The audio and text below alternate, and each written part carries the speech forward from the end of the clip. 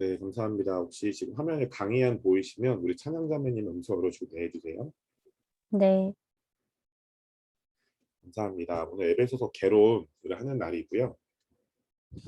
이 에베소서 개론에 대해서 우리가 이제 공부하면서 에베소서의 어떤 큰 그림을 같이 잘 보면 좋겠습니다. 자, 먼저 에베소서의 주제는 그리스도의 연합된 교회, 예수님과 연합된 교회와 교회로서의 삶에 대해서 말씀하고 있죠.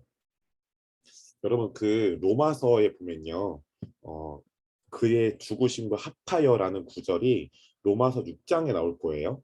그런데 우리가 갈라디아서 2장 20절 말씀대로 내가 그리스도와 함께 십자가에 못 박혔나니 이제 내가 사는 것이 아니요 오직 내 안에 예수께서 사시는 것이라.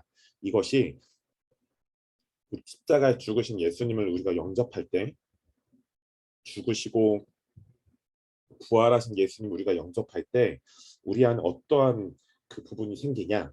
첫 번째 우리 옛사람이 죽는다는 거죠. 로마서 6장에 보면. 두 번째는 십자가에 죽으시고 부활하신 그 예수님과 합하여 연합한다는 것입니다. 그래서 그 에베소서의 주제는 그리스도의 연합된 교회, 예수님과 연합된 교회, 그리고 우리가 예수님과 연합되었다면 교회라는 어떤 큰 명제 안에 저와 여러분이 또 여러분이 다른 분들과 교회로 연합되죠. 여러분 성경이 말하는 교회는 어떤 건물이 아니라 예수님을 구원자와 주인으로 영접한 자들의 모임을 교회라고 하잖아요. 그래서 예수님과 또 서로가 서로와 연합된 어떤 교회와 우리가 교회로서 어떤 삶을 살아야 하는가를 말씀합니다. 그리고 에베소서의 수신자와 발신자를 보면요. 수신자와 발신자에 대해서 에베소서 1장 1절에 대해서 말씀하고 있는데요. 하나님의 뜻으로 말미암아 그리스도 예수의 사도된 바울은 에베소에 있는 성도들과 그리스도 예수 안에 있는 신실한 자들에게 편지하노니라 말씀하죠. 여기서 보면 수신자는 두 그룹이 나와요. 먼저는 이 수신자는 편지를 받는 사람이죠. 첫 번째 수신자는 에베소에 있는 성도들, 그러니까 에베소 교회의 성도들이죠. 그렇죠? 이 수신자, 에베소서의 두 번째 수신자로서의 그룹은 그리스도 예수 안에 있는 신실한 자들이죠. 그리스도 예수 안에 있는 신실한 자들. 네. 그래서 수신자가 두 그룹이라는 거예요.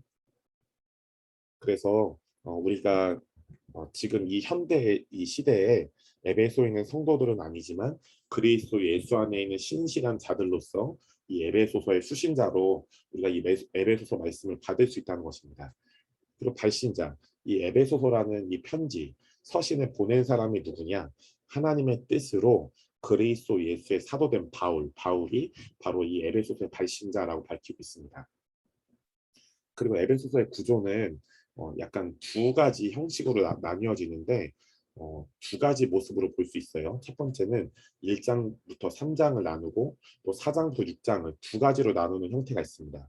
1장부터 3장은 교회가 그리스도의 몸된 예수님과 연합된, 그리고 지체와 지체들이 연합된 교회가 하나님께 어떤 은혜를 입었는가.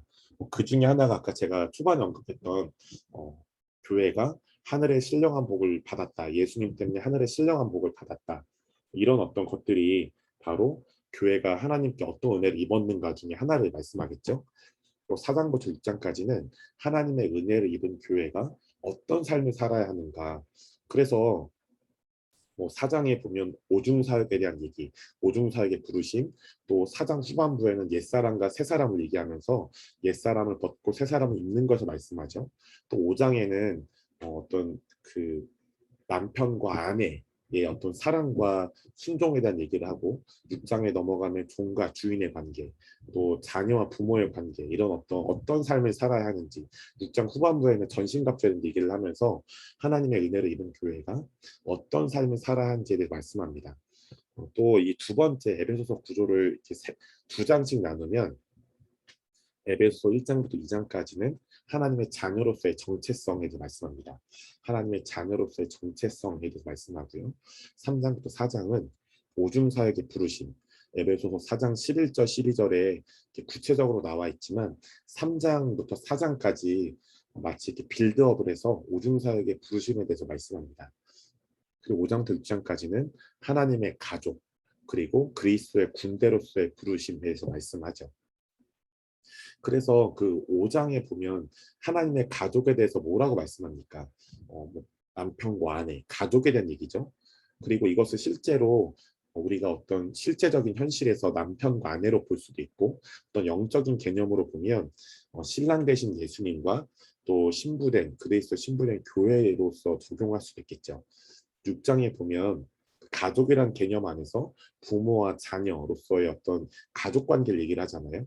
이것들을 묶어서 하나님의 가족의 부르심, 또 전신갑주로 비유되는 그리스도의 군대로서의 부르심에 대해서 말씀합니다. 자, 네 번째로 볼 것은 에베소서의 특징인데요. 에베소서는 사도 바울이 쓴 옥중서신, 그러니까 옥중서신은 바울이 감옥에서 쓴 편지들이란 얘기예요. 바울이 이 네 가지의 책을 감옥에서 썼는데요. 첫 번째가 에베소서, 두 번째가 빌립보서, 세 번째가 골로새서, 네 번째가 빌레몬서입니다. 그래서 이 옥중서신, 바울이 감옥에서 쓴 편지들 중에 하나로서 바울이 처음 로마에 감금된 서기 60년에서 63년에 기록되었어요. 그러니까 시기적으로 본다면 아마도 골로새서와 거의 같은 시기에 기록이 됐을 거다라고 많은 학자들이 말씀합니다. 바울은 이 에베소서를 기록할 때 죄수의 몸으로 있었는데요. 그것이 에베소서 3장 1절에 나타나 있죠. 그래서 이 예루살렘 성전에 바울이 올라갔는데 바울이 거짓 고소로 인해서 체포되었고 또 그의 재판이 어떤 분명하지 않은 것이었음에도 불구하고 바울은 가이사랴에서 2년 동안 감옥에 갇혀 있는데 이 감옥이 굉장히 웃겨요. 사도행전 27장 28절에 보면요. 이 감옥이 어떤 감옥이냐? 나중에 보시게 되는데 바울이 이제 로마 황제한테 재판을 요청하는데 그 로마로 압송됩니다. 로마로 압송되는데 이 감옥이 어떤 감옥이었냐? 그 감옥이 바로 자신의 집이었던 거예요. 네. 그래서 그 가택연금이라고 하죠. 바울이 가택연금.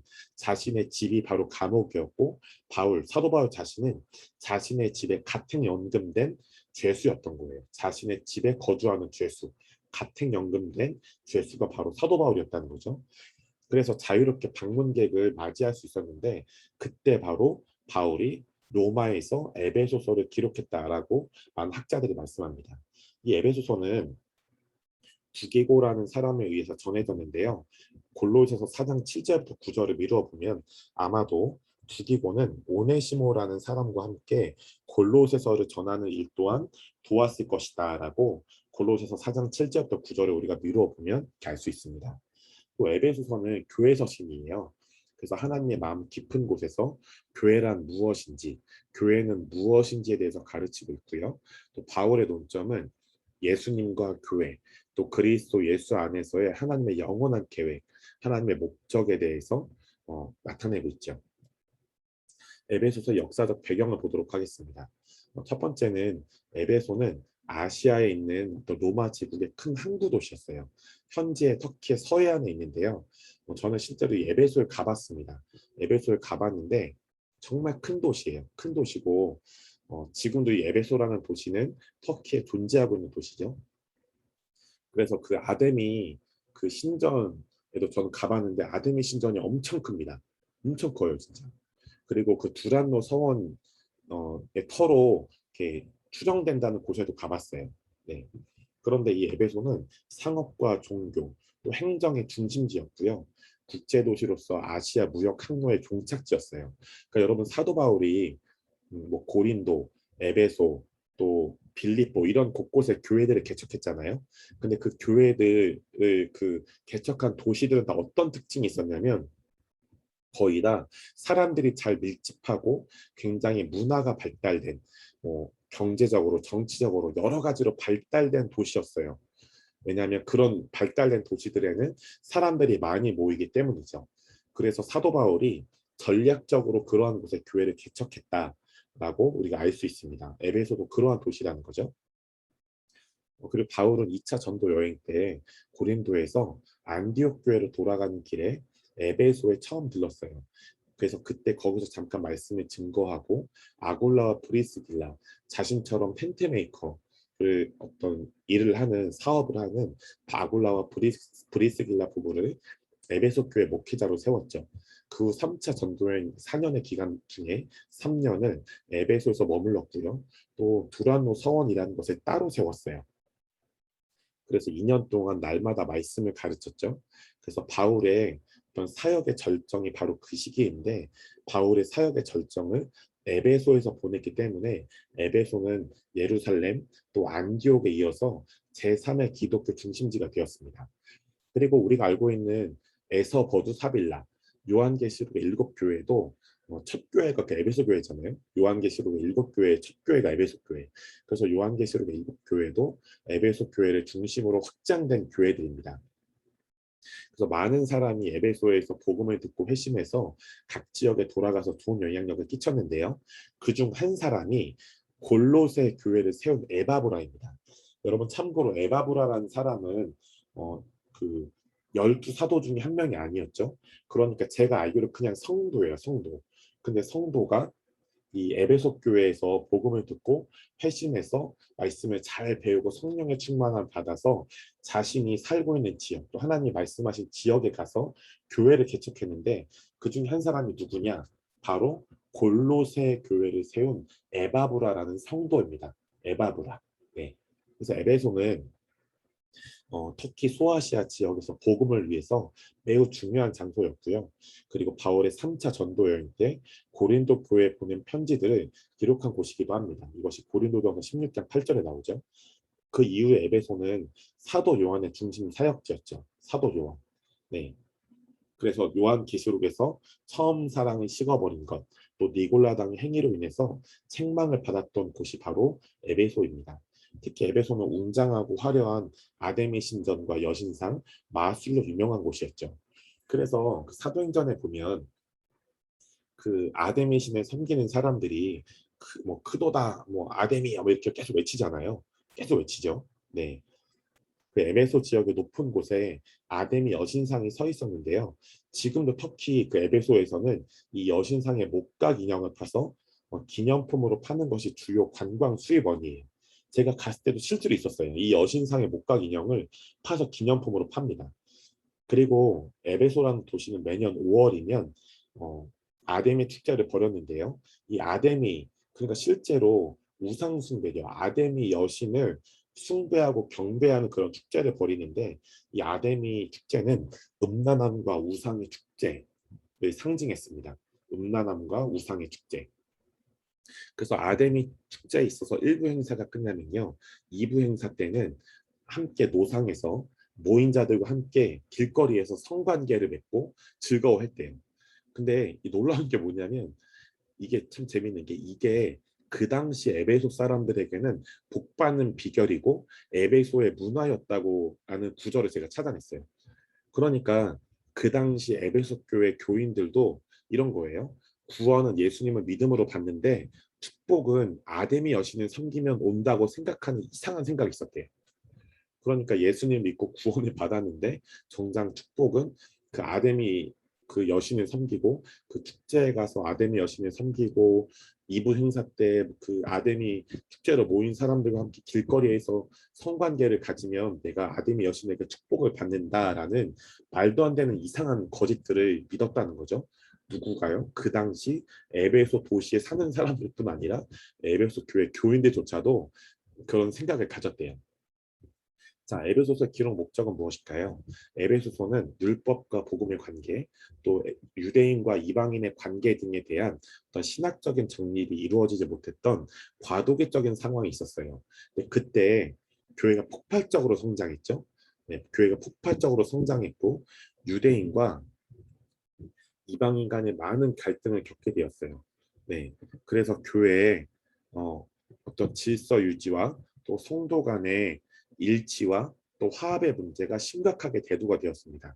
왜냐하면 어떤 이런 개념인 거죠. 교회에 어떤 시스템이 제대로 잘 세워지지 않았는데, 과도기적인 상황인데 교회는 폭발적으로 성장해서 많은 새신자들이 왔고, 근데 그럴 때 유대인들과 이방인들, 그러니까 교회에 그 복음을 믿는 유대인들도 오고 예수님을 영접한 이방인들도 왔는데, 그 당시에 문화적으로 유대인들과 이방인들은 그냥 사이가 안 좋았어요. 네, 어떤 역사적인 이유 때문에 사이가 안 좋았으니까 이 둘이 마치 한 교회에 있을 때 이 두 그룹이 한 교회에 있게 되면 마치 개와 고양이가 엄청 싸우는 그런 느낌인 거죠. 그래서 교회의 어떤 질서 유지, 성도 간의 일치와 화합의 문제가 심각하게 대두가 된 거예요. 그래서 바울은 에베소 교회를 비롯한 인근의 인근의 소아시아 교회들에게 올바른 어떤 교회관을 심어주기 위해서 교회의 근원, 또 교회를 설립하신 하나님의 목적, 또 교회의 본질에 대해서 기록함으로써 그리스도 안에서 이방인과 유대인이 하나가 되어서 한 몸인 교회를 이루는 것을 가르쳐주고 싶었습니다. 여러분, 이게 바로 에베소서에 나오는 한 세 사람이에요. 한 세 사람이란 단어가 등장한 이유가 뭐냐? 아까 말씀드린 대로 그 성령님의 놀라운 역사로 인해서 교회가 폭발적으로 성장하면서, 특별히 이 에베소 교회는 이방인 교회거든요. 이방인 교회인데 유대인들도 막 왔던 거죠. 성도로서. 그러니까 유대인들과 이방인들이 원래 역사적으로 굉장히 사이가 안 좋은 상황 안에서 이 두 그룹이 얽혔으니 얼마나 막 교회에서 난리가 났겠습니까? 그러니까 바울이 그래서 이런 개념 안에서 한 세 사람을 얘기했던 건 바로 이런 역사적인 어떤 이유가 있었던 거예요. 여러분, 그 요한복음 4장에 보면 수가성 여인이 나오죠. 근데 그 수가성 여인이 성경에 보면요, 밝은 대낮에 사람이 없을 때, 그 당시는 밝은 대낮에 사람들이 물을 길러오지 않았대요. 네, 그러니까 밝은 대낮에 그 여인이 굳이 물을 길러와요.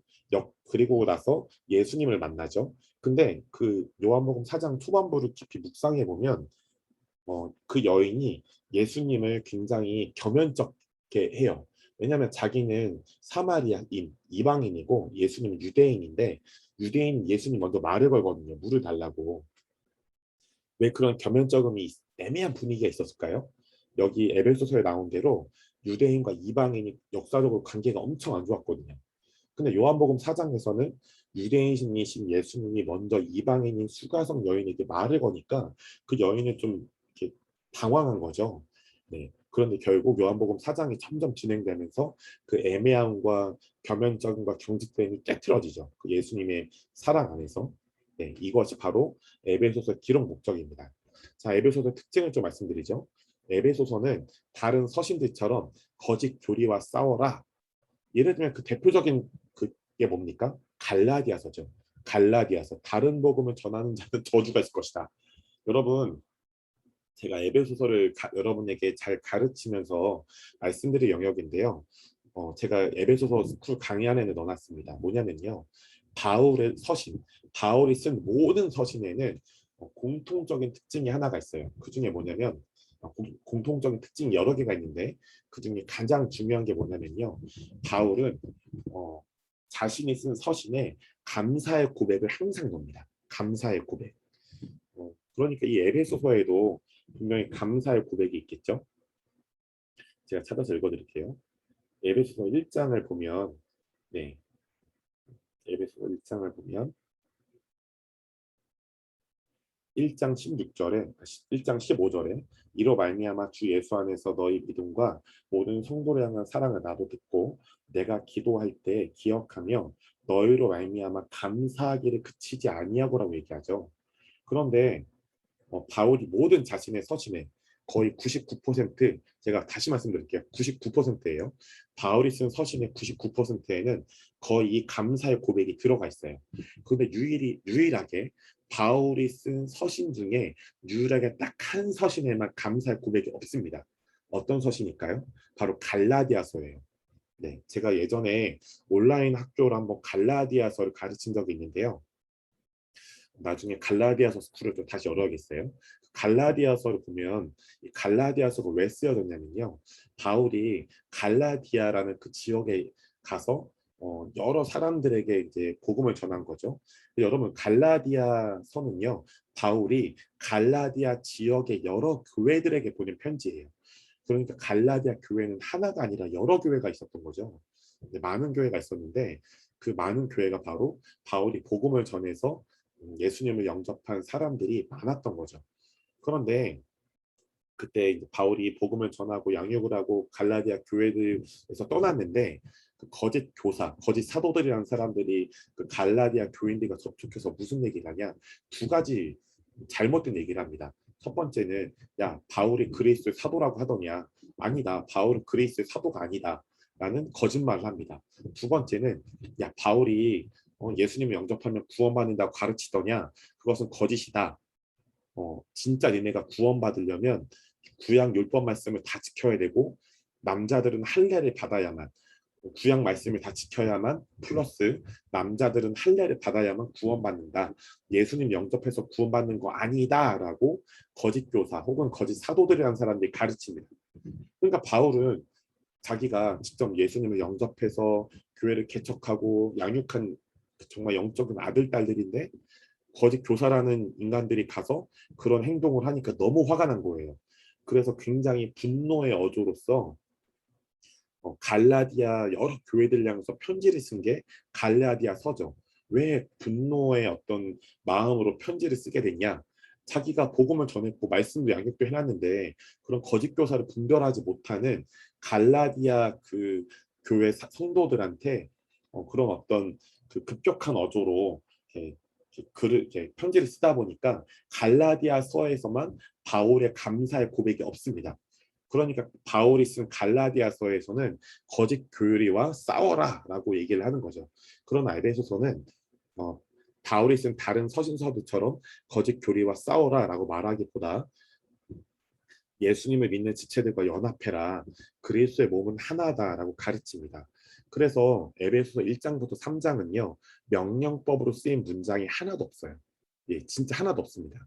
그런데 4장부터 6장, 에베소서 4장부터 6장까지는 부르심에 합당하게 살아가기 위한 교회, 이 교회는 성도들이죠.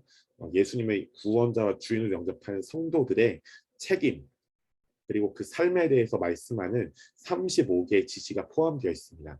그래서 오늘 저희가 이 에베소서 개론을 짧게 살펴봤고 이 에베소서 큰 그림을 함께 봤는데요. 하나님께서 축복하기는 이 에베소서 스쿨에 함께 하시고 또 이 영상을 유튜브에서 보시는 분들도 이 에베소서를 통해 하나님께서 성령 하나님께서 예비하신 정체성, 부르심의 은혜, 또 하나님 나라의 여러 원리들을 깊이 있게 배우시고 그것이 체화되는 역사들이 있으시길 예수로 축복합니다. 아멘.